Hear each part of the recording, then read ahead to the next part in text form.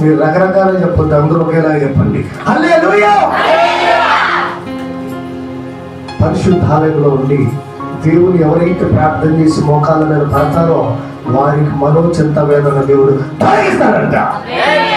అప్పుడు దాకా మన మనోవేదనలు తొలగించబడవు. నీ భర్త కొరకు వేస్తున్నావా, పిల్లల కొరక, అప్పుల కొరక, సమస్యల కొరక, పొలం కొరక, వేడి కొరకు నువ్వు దేవునితో సాయపడితే దేవుడు వాటన్నిటిని తొలగించబోతున్నాడు. పిల్లల కొరకు బాధపడుతున్నావా, గర్భం కొరకు బాధపడుతున్నావా, దేవుని దగ్గరకు వచ్చి అడగాల. నువ్వు ఏ మానవుడు చేయలేడు. దేవుని స్తోత్రం చెప్పండి. మాకు కూడా ఒక సాక్ష్యం ఉంది. ఇద్దరు పాపలు మీరందరూ ప్రార్థన చేశారు. రామోసం కూడా పాస్టమ్మ గారు ప్రెగ్నెంట్ గర్భం అందింది. 6 నెలల్లో స్కానింగ్ తీపించినాం. ఆ డాక్టర్ అమ్మ స్కానింగ్ లో మొత్తం అవయవాలన్నీ టిఫా స్కానింగ్ తీస్తూ చెబుతుంది, మా నీకు ఎంతమంది పిల్లలు? నాకు 2 ఆడపిల్లలమ్మా. డాక్టర్ అమ్మ అడుగుతుంది, 2 ఆడపిల్ల అయితే నీకు మళ్ళీ అమ్మాయే.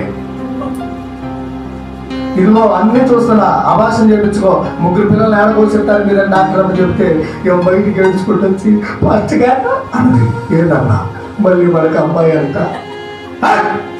అమ్మాయి ఎందుకు అమ్మాయి అని నేను అంటున్నా మొగట పెట్టి. అమ్మాయి గారు అబ్బాయి కాదయ్యా, మొత్తం టిఫా స్కానింగ్లు చూసి చెప్పింది. అబ్బా అమ్మాయి నేను కూడా మనోవేదన గురయ్యి చింతపడుతూ స్తోత్రమయ్యా, ఎంత పని చేసింది ఈ సేవ, ఎంత చేస్తున్నా నాకు అమ్మాయి ఎంత అయ్యారు అని కావాలి. ఒక వీడియో అంతకుముందు చూసాను. మృత శిశువు ప్రార్థన చేస్తే దైవజనుడు కడుపులో చచ్చిన బిడ్డ బతికిందంట. అప్పుడు ఆమె కదా గుర్తొచ్చాదయ్యా, మనం పోయిన వీడియో చూసినాం కదా, పోయిన 2 రోజుల కింద. కడుపులో ఉన్న శిశువును బ్రతికించగలిగిన దేవుడు అమ్మాయిని అవయవాలుగా మార్చి అబ్బాయిగా చేయగలిగిన సమర్థుడి కదా. హల్లెలూయా. దిగులు పడక ఇద్దరు ప్రార్థన చేద్దామని చెప్పింది. నాకు కూడా ధైర్యం వచ్చింది. దేవుని స్తోత్రం చెప్పండి. ఆ రోజు నుండి నీ పరిచర్య కొన్ని సేవకులు ఒక్క మగబిడ్డని అయ్యా, ఒక కుమారుని అయ్యాని మీ ప్రార్థన నా ప్రార్థన దేవుడి దగ్గరికి చేరాయి. ఆయన మన మనోవేదనలో తొలగించాడు. హల్లెలూయా. దేవునికి అసాధ్యమైంది అది లేదు. డాక్టర్లు నిర్ధారించారు, ఏమని? అమ్మాయే. పక్కాగా చెప్పినావా, టిఫా స్కానింగ్ లో అవయవాలని చూసావు, అమ్మాయి నీకు పుట్టేదని చెప్పింది.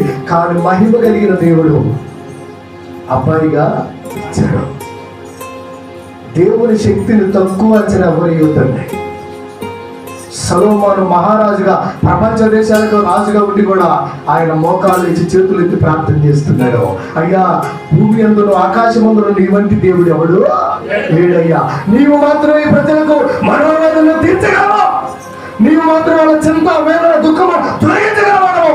నీకు అసాధ్యమైంది ఏది లేదని ఒక రాజుగా ప్రార్థన చేస్తుంటే మరి నువ్వు నేను సామాన్యులు ఎలా ప్రార్థన చేయగలుగుతావు? హల్లెలూయా. ఈరోజు